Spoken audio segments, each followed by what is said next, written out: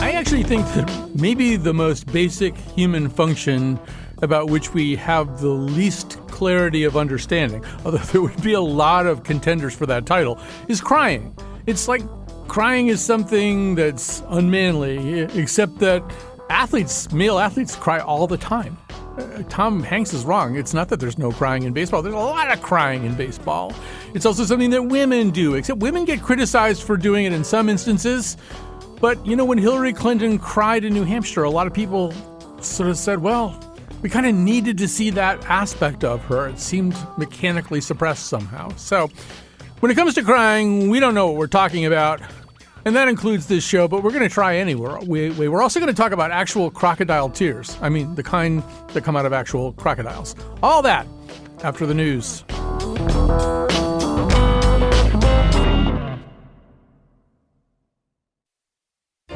Here come those tears again, just when I was getting over you, just when I was gonna make it through another night without missing you, thinking I might just be strong enough after all.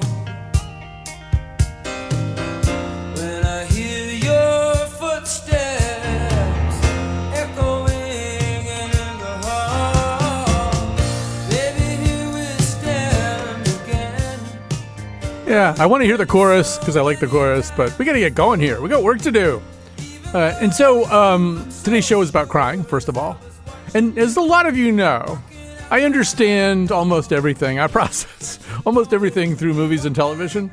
So when we first started thinking about a show about crying, one of my first thoughts was to the movie Broadcast News, in which crying is a really interesting kind of almost subplot as opposed to a subtext. The Holly Hunter character, a woman trying to make it in a pretty male-dominated profession of network news producing, has this little ritual, habit, practice, I don't know what to call it, but she'll arrange to be alone in a bathroom or in her own home or whatever, and she kind of looks in the window and she produces this kind of convulsive sob. And by the time you're done with the movie, you realize that she thinks she needs to do this at some point, but she also thinks she needs to do it not in front of men who may use it against her.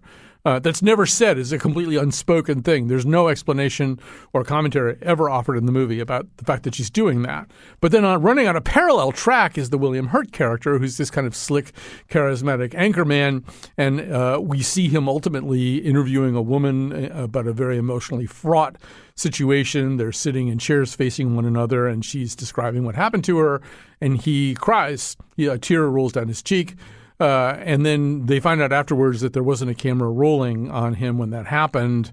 And that's too bad. They lost that moment. And he says, oh, no, just put the camera on me. I can do it again. And he just sits there and he produces the tear. And you start to realize that you cannot trust this man. You can't trust this man on a bunch of different levels, including the fact that he will put something on the news that isn't real. That was back decades ago when that was considered kind of a problem.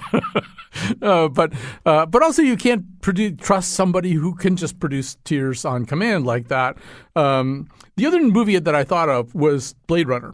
And, there's that scene with Rutger Hauer as Roy Batty near the end, and he's standing in the rain.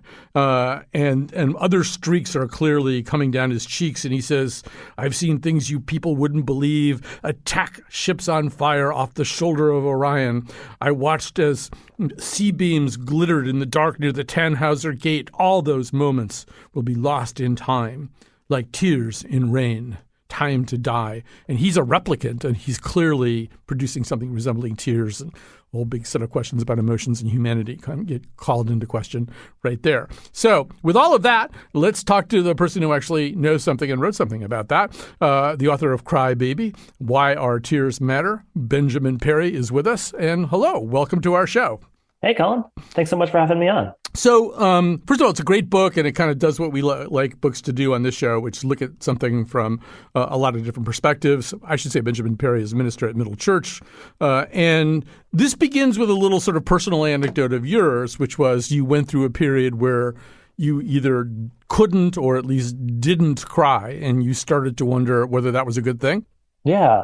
And I think it's interesting that you started the show talking about tears in fiction, because one of the really interesting things I see in the way that authors and filmmakers use tears in the stories they tell is to mark periods of transformation. That the tears often happen at these pivotal moments where a character is changing, and the creator is using the tears to show this outward manifestation of an inward transformation.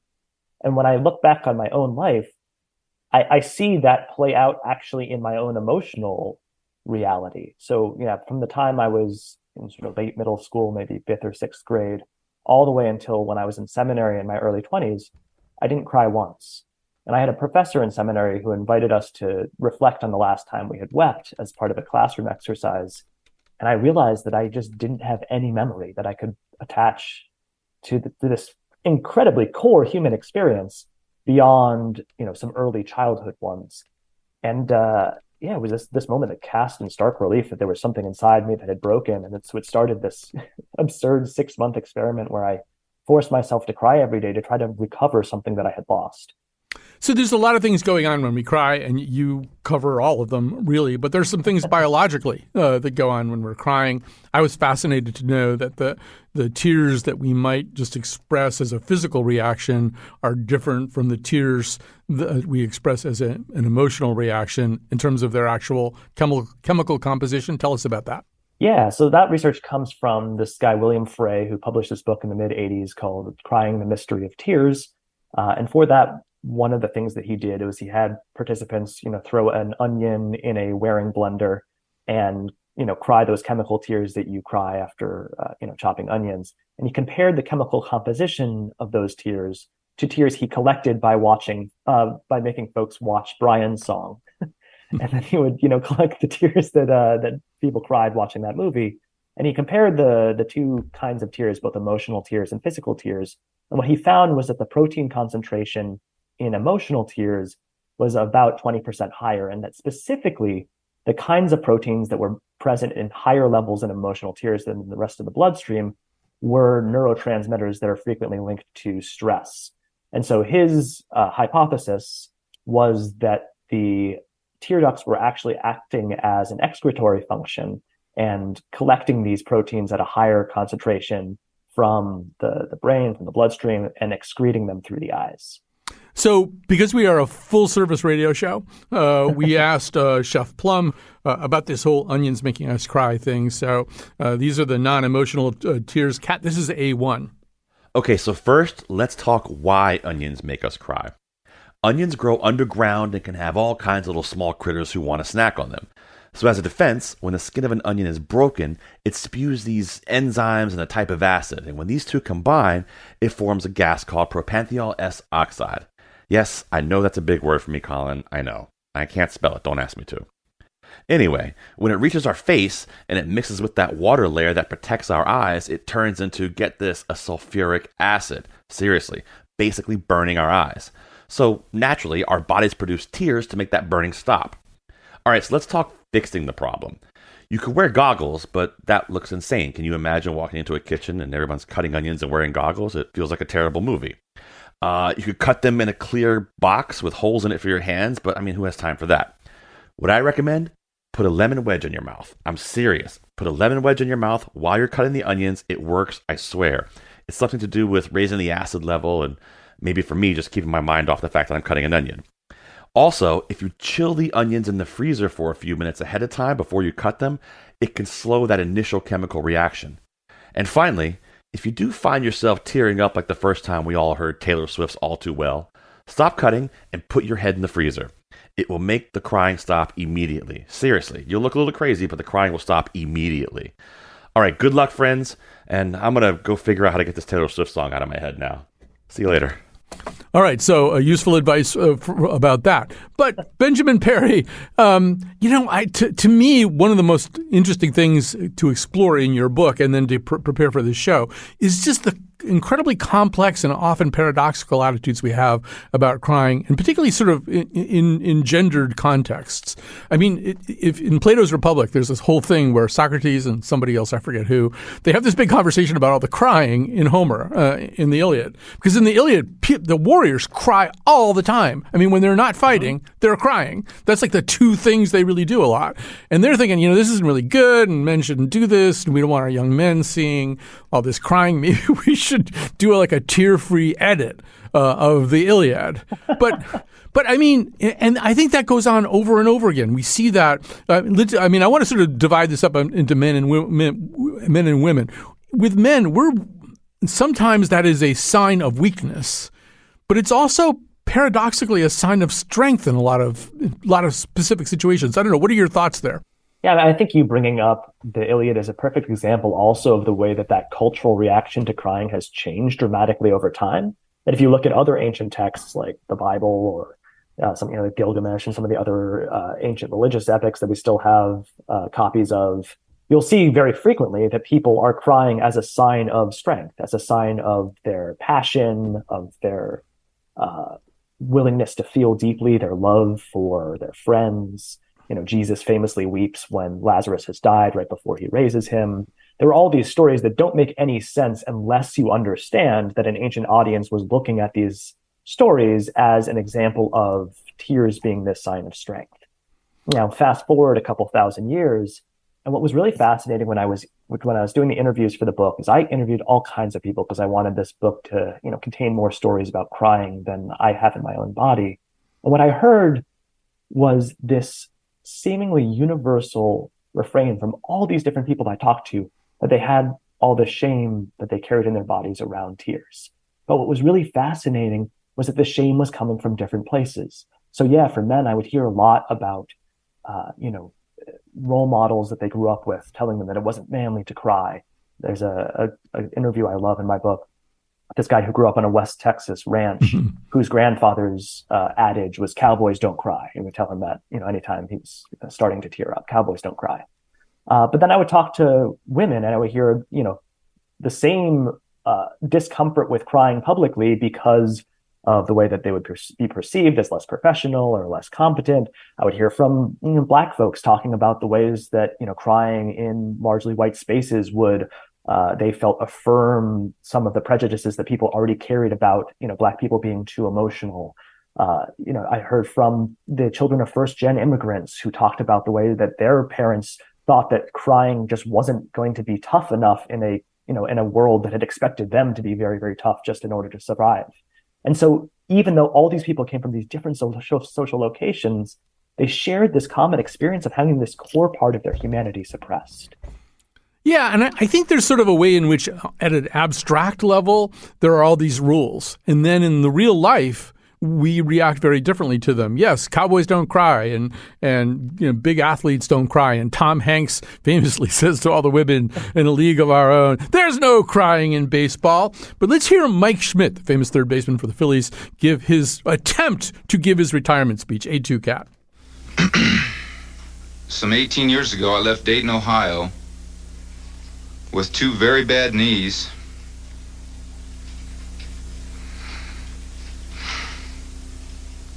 And a dream to become a Major League Baseball player.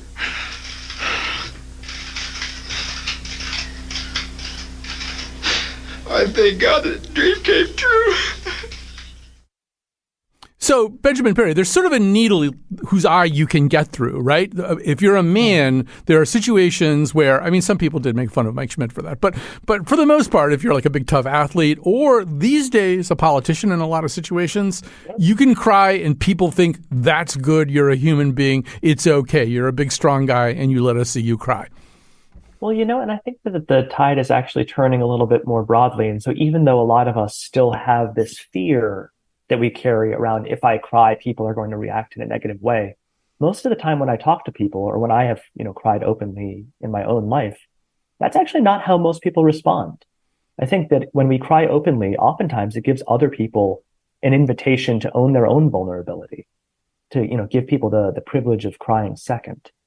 Yeah, I found the same thing. I've cried really openly blubbering twice on this radio show. And each time I thought, oh my God, what are people going to think?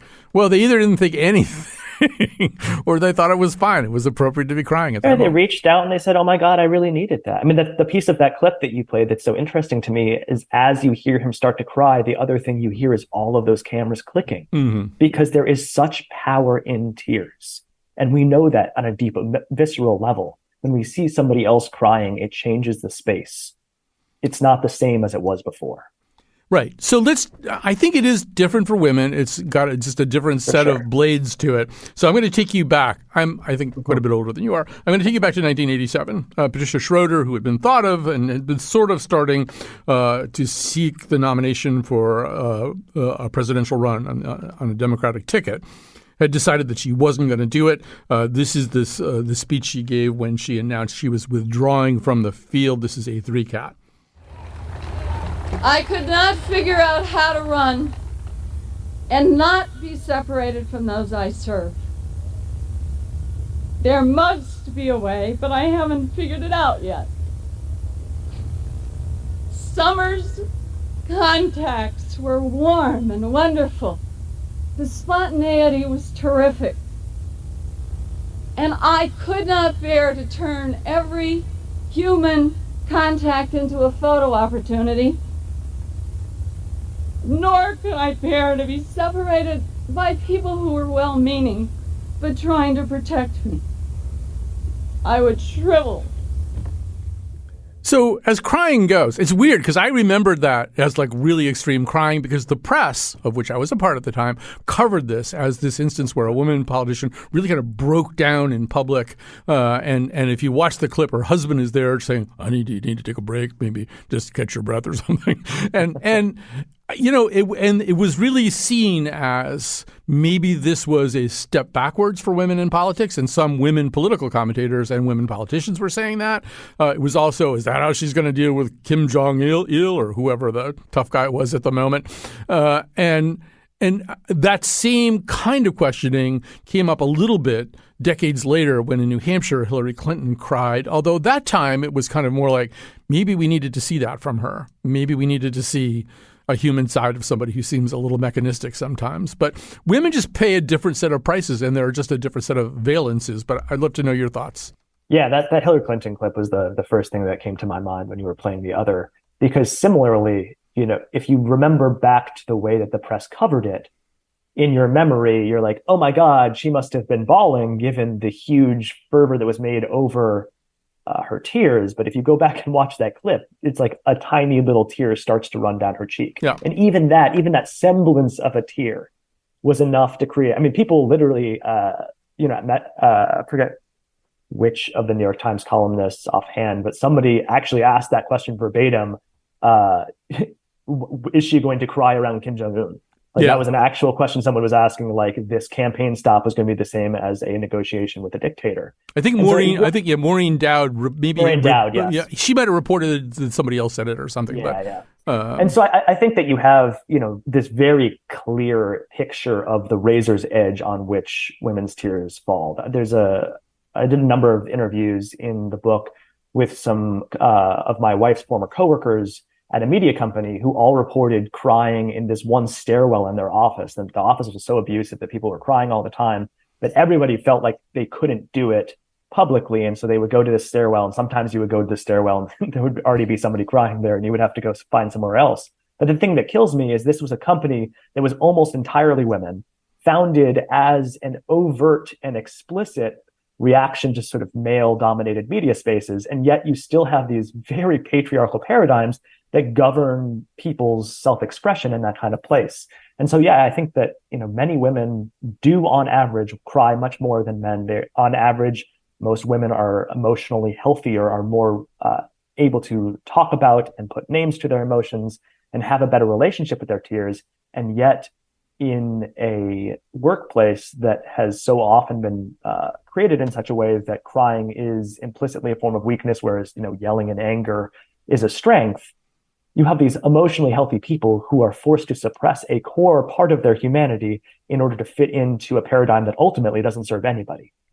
Right. So I'm going to read you a quote from what we polled our listeners a lot on social media about this. We got an email from Lori saying, there should be more public crying. We should be able to go out shopping and see people crying because the store is out of mayonnaise. We should be able to go to work and cry whenever the situation warrants it. Why? Because people wouldn't yell at each other so much if they cried more freely. Give me your short thought about that. Well, yeah, I mean, the book actually started because it was the beginning of the pandemic, and I was watching them park morgue trucks outside my window. I lived right next to Columbia Presbyterian Hospital in Washington Heights, and there were so many people dying that they didn't have enough room in the morgue. And yet, while all of this was happening, everyone was like, oh, it's time to get back to work, time to go back to the office. And it was this bizarre and violent juxtaposition between the overt and overwhelming suffering that I was physically watching, hearing sirens going all day, and this liturgy of normalcy that we were all, enraptured and enthralled by. And so I wanted to write a book that would help invite people to name the grief that they were carrying, to help other people name theirs, to make some space to talk about all the pain that so often goes unmentioned. And I think that really, if we do talk about that kind of pain, the listener is absolutely right. That's the first step towards unraveling some of the other emotions that we layer over our hurt, things like anger, because we're afraid of going into that painful place. Yeah, and I think also there's a way in which, and you read a lot about this, how crying also is a social signal to people that something is real, that something is, Obama crying after Sandy Hook is a way of saying to the world, this is something that happened, it's real, it has significance, we should be reacting to it the way you react to a great tragedy. Yeah, it's humanizing in the fullest sense of the word. When someone tells you that thing that you're experiencing, you're not just imagining it. All the pain that you have been moving through, that isn't some figment of your emotional life, that is tied to a real thing that has been happening. And the other piece of the social, that humanizing force, is that when we see other people cry, on average, we are moved towards care and towards compassion. And that's an evolutionary thing. It's part of the reason why evolutionary psychologists believe we cry in the first place, as a visible signal to solicit aid, because humans are so based in these mutually beneficial non-kin relationships. That's what makes us distinct. What makes us unique and beautiful and wondrous is our ability to provide care beyond the people we are immediately related to. And crying invites that kind of collective response. So, first of all, the book is wonderful. It's called Cry, Baby, Why Our Tears Matter. Benjamin Perry, my guest, is the author of the book. We've just scratched the surface of the stuff that's in there. I encourage you to get out there and read it. Meanwhile, we did ask our listeners other questions about this, and we received this voicemail from Caitlin responding to our question about what made you cry recently. This is a forecat. My husband is currently on his first military deployment, and it's been a little bit tough for us. And something that has made me cry is any time that I am driving into work and I hear a love song or just any kind of song about a relationship, something that didn't used to make me cry at all, now makes me cry a lot. And I've learned to try to avoid those songs because I don't want to show up to work with baggy, puffy red eyes. So yeah, that's all that I have. Thank you. Bye-bye. And we're going to take a break, and we will come back to have a conversation very specifically about music and how it makes us cry. Be seeing you in every lovely summer's day, in everything that's light and gay. I'll always think of you that way. I'll find you in the morning sun, and when the night is new.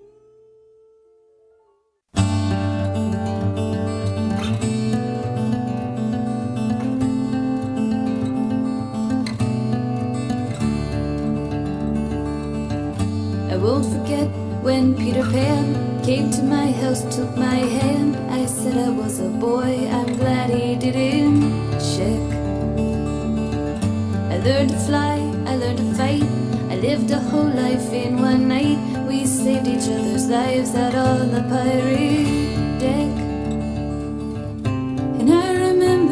night when leaving a late night with some friends, and I hear somebody tell me it's not safe, someone should help me. I need to find a nice man to walk me home. When I was a boy, I scared the pants off of my mom. So if people can see me sitting in the studio, I'm actually I've got my head cranked down and I'm kind of stamping my feet so I won't cry.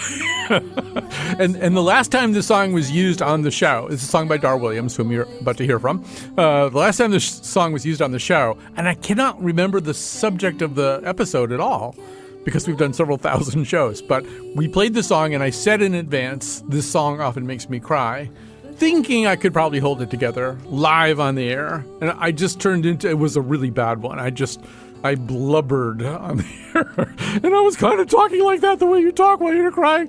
It was bad. Well, but one thing that I've learned is it's the end of the song that makes me cry, so that's why we are fading it right now. So Dar Williams with that fairly psychotic-sounding preamble. First of all, I'm very excited to talk to you, as I assume is clear at this point. I'm a big fan. Could you just say a little bit about the idea of people crying from your songs? I get the feeling I'm not the only person who has this reaction.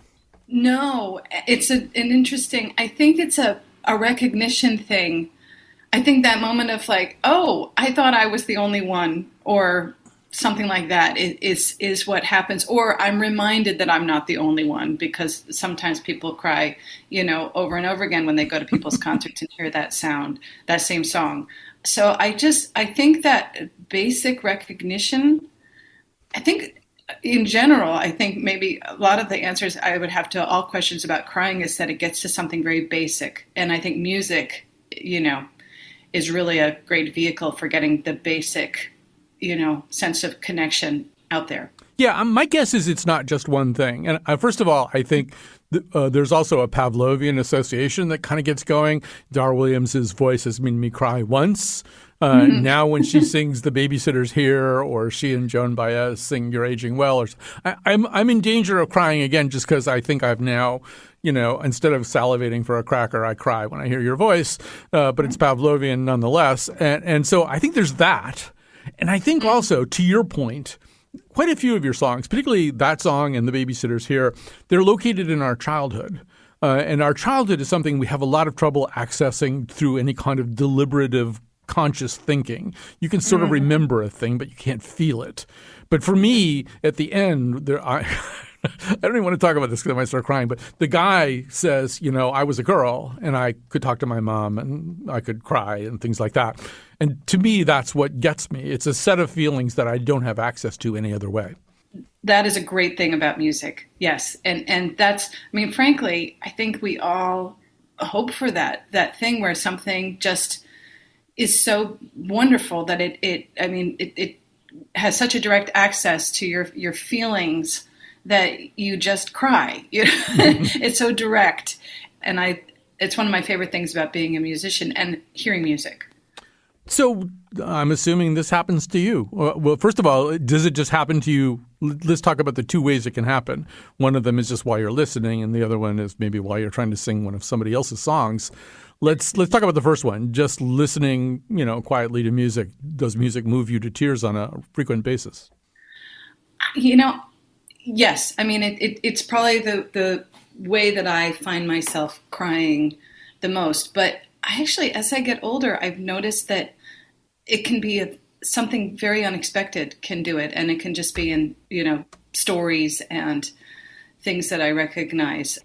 The general connection to the world is sparked by a bunch of things. But I used to, people have said to me, and I've said to other people, when I need to cry, I know that I can go to your song. And actually, I covered two of them that made me cry. I had to control myself to record them. But it was great to say to Kat Goldman, the song Weight of the World not only made me cry, but it was a moment where I actually opened my heart in such a way where I continued to want to keep on performing for other people. So, music has definitely been some of the most powerful. But I'm sort of intrigued and excited about the fact that a lot of different things make me cry that I can't expect. Yes. Well, as I think I might be a little bit older than you, and it's only going to get worse or better depending on how you process it. But yes, you'll be finding that, bank commercials make you cry. And I also, well, first of all, you also have to tell us, you told us one of the two songs that you've recorded that could conceivably make you cry. What's the other one? The other one is Family by Pierce Pettis. That one is, it's very simple. The chorus says, "Let your love cover me like a pair of angel wings. You are my family, you are my family." Let your love cover me like a pair of angel wings. You are my family. You are my family. And I don't know what that is, but for a lot of people, it's very simple, and it's a real surrender. It says, I'm giving my heart to you right now. You're my family. And I don't know what that is, but I had to, we had to cut a lot of times so I could control myself to record it. Yeah, and I think also, I just got done with a show where I wound up, we had a poem by John O'Donohue, the Irish poet, at the end, and it made me think of something that he said on a radio show with Krista Tippett. He said, "Music is what language would love to be if it could."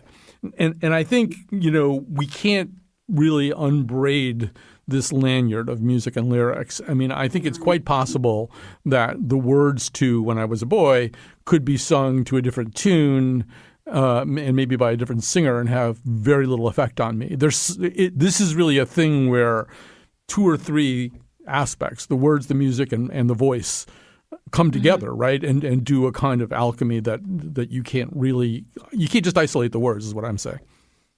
I totally agree. And I think ideally what happens is, there's this interplay between the music and the lyrics as you're writing something.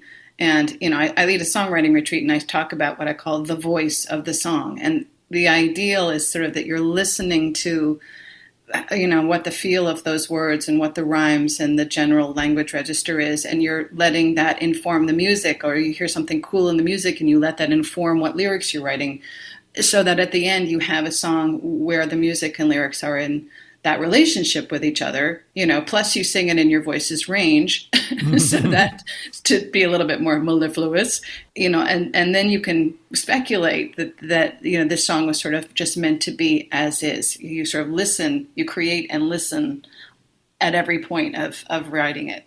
Yeah, I've been thinking a lot about that. There's that old adage about how country music is three chords and the truth. And I think that, no matter what it is, what we're creating, whether we're writing a song or a poem or a novel or anything, getting to the truth of something is maybe the main job. And when we get there, probably when you write these songs, you're thinking, yes, this is true in some way that I can't necessarily explain, but this is true. It might surprise you to find out how it will affect someone else emotionally. I'm assuming you don't finish these songs and go, well, people are going to really cry when they hear that one. No. It's a complete mystery at this point. And it's also, it's different for other people. I have a song called The Christians and the Pagans. Oh, yeah. And someone came up to me and he'd just been at a march. Somebody had been, a gay young man had been beaten up. This was in the mid-'90s. And there was a vigil and march for him in Philadelphia. And the next day, this young man came to my concert and his friends led him backstage. They were all sort of teary-eyed. But he said, I am sobbing queer boy. And he said, to hear the Christians and the Pagans and to know that your introduction to the song is about, sort of this new holiday with all of the Christmas trimmings plus the arrival of the young lesbian relatives, and to be in this community that sort of sees this page turning was very emotional for me. And, and I got a sense that it always will be. So,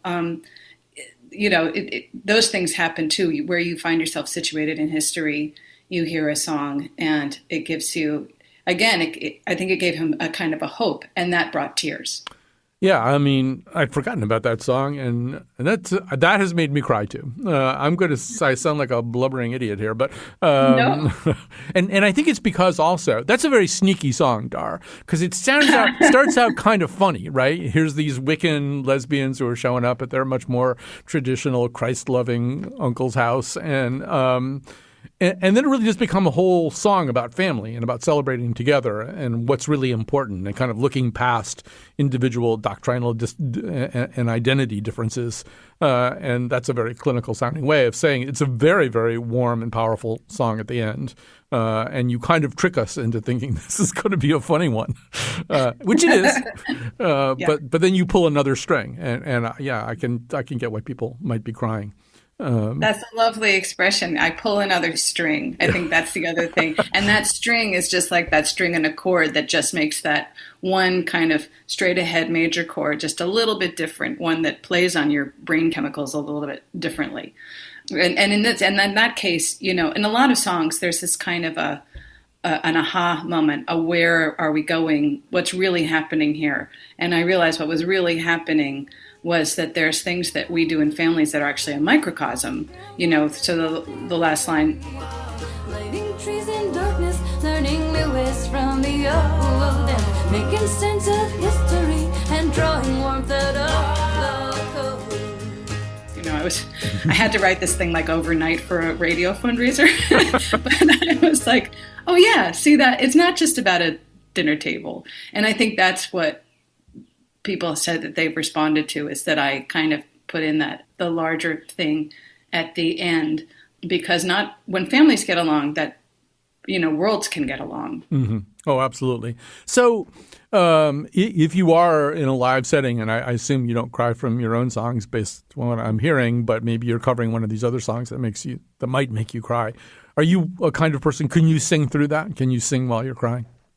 Probably not. Yeah. I mean, so that's good. I once or twice, I have a song called "The One Who Knows," and it's about wanting to be there for your kids in a really supportive and not smothering, judgmental way. And I was singing it once the summer that my son was going to college.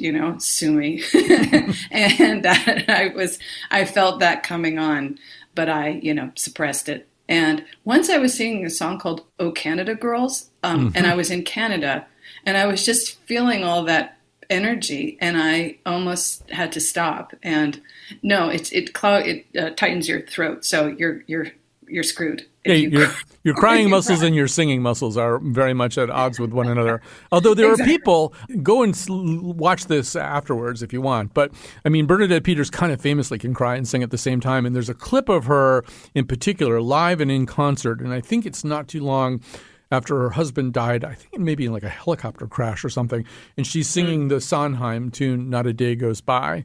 And she just starts you just could see on her face and everything that she's crying. And yeah, the timbre of her voice changes a little bit, but she sings the crap out of the song. Wow, that's fantastic. While she's crying. That's a skill. And you know what? I think that would be awesome because, for audiences to know how immediate it is for the artist, and in that cathartic way, not that that's a big rule that people don't like to see people in actual pain on a stage, but to see, that happening in the moment for her must be, well, I think that, those Broadway people, they're just so good at that stuff.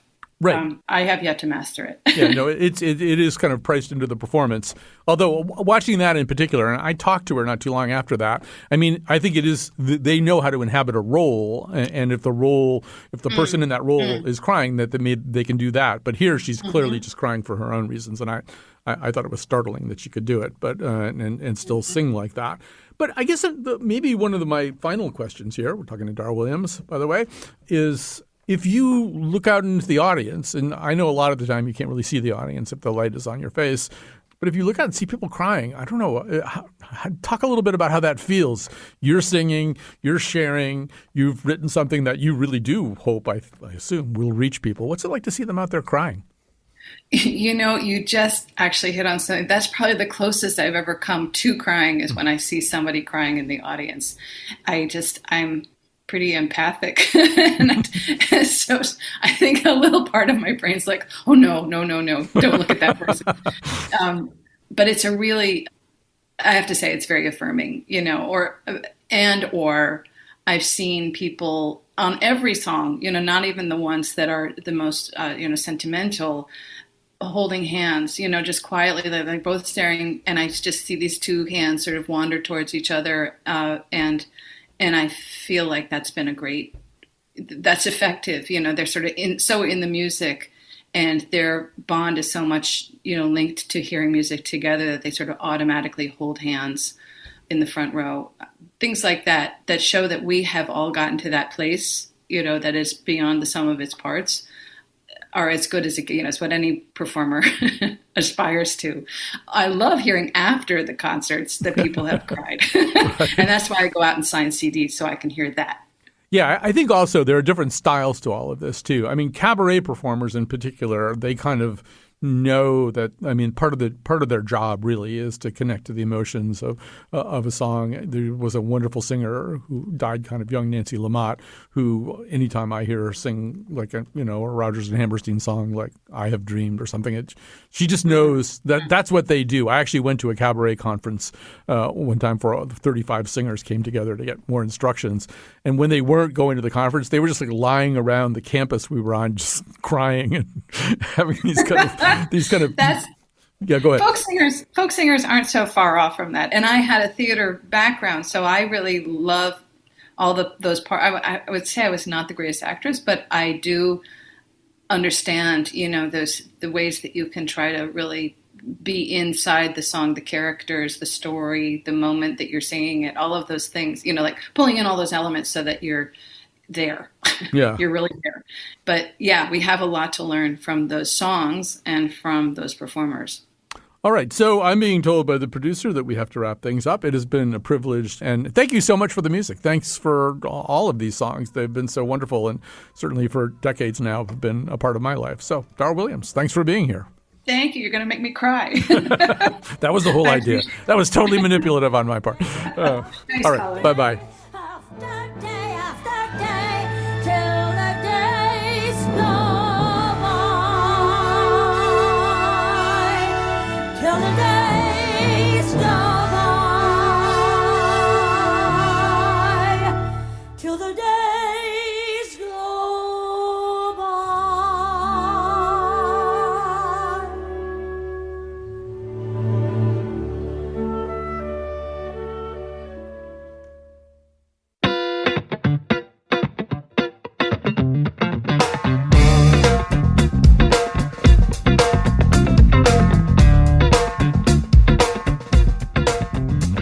Follow The Colin McEnroe Show on Facebook or Twitter at Colin McShow.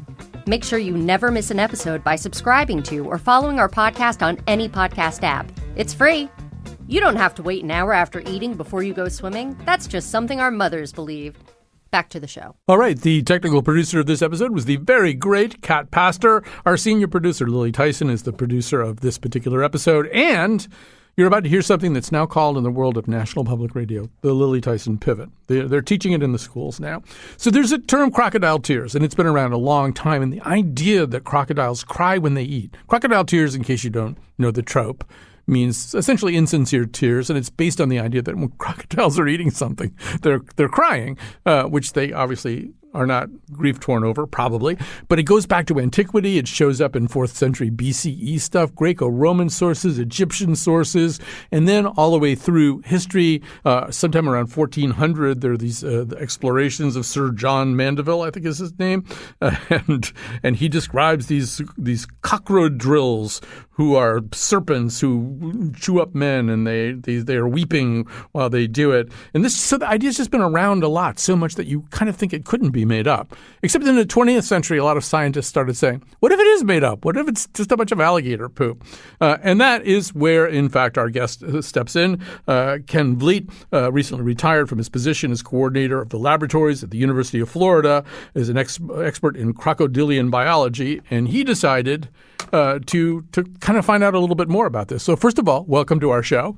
Thank you so much, Colin. And first, we should also say it was actually kind of a crossover concern about human patients, right? There's a kind of facial palsy where patients can involuntarily shed tears while they're chewing. And the question was, did this have anything to do with crocodiles, right? Yeah, exactly. I was working with a fellow from UCLA named Malcolm Shaner, and he's interested in this crocodile tears syndrome in humans, in which they involuntarily cry when they're drinking or eating.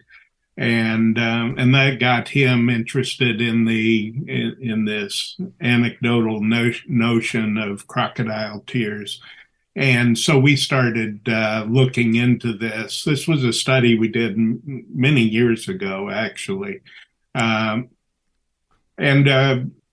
I work closely with a zoo in northeast Florida called the St. Augustine Alligator Farm Zoological Park, which is a fantastic place for crocodilians, which is the sole focus of my research. And they had a lot of animals that were trained to take food from keepers, allow close approach to the animals. And so we went over there and fed alligators and caiman and observed them closely, videotaped them, so forth, looking for the possible presence of tear production as they ate.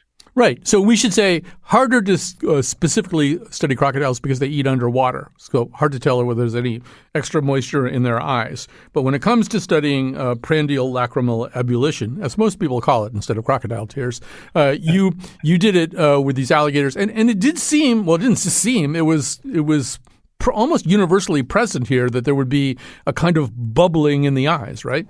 Yeah, we had, because the animals were trained, we fed them on land, right? They prefer to eat in the water because the water helps them swallow their food. But we fed them on land so that we would be able to see any tear production if it did occur. And we saw it in most of the animals that we looked at. And sometimes this appears simply, as you might imagine, a little small droplet of liquid coming out of the corner of the eye and just kind of trailing down the side of the snout. But if the animals are agitated, either by our presence or by the presence of other crocodilians near them, they'll often hiss. And when you're feeding them and they start hissing, they'll often blow bubbles out of the corner of the eye, which is the liquids of, that coat the eye, just getting air blown into them, which seems odd, but in reptiles and in birds, the glandular secretions of the eye typically exit through what's called a lacrimal duct. And our lacrimal duct is where our tears are formed. But in the case of these animals, that actually empties out into the nasal sinuses within the snout of the animal. And so if you see anything, you normally see some liquid coming out of their nose, if they snort, you might see a spray of liquid coming out of their nostrils. But in this case, when they were feeding and they started hissing, that air would back up through that duct and cause the liquids forming in the corner of their eye to kind of bubble up.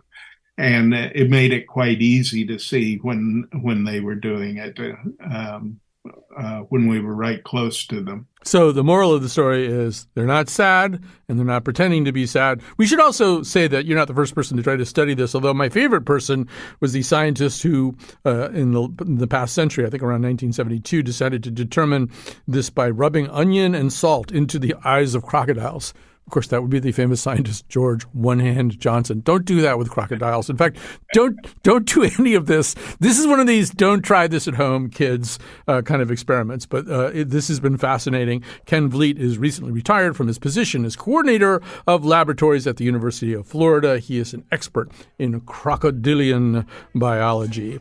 And we hope you are an expert now in crying as well. All right. Thanks for listening, and we'll be back with more.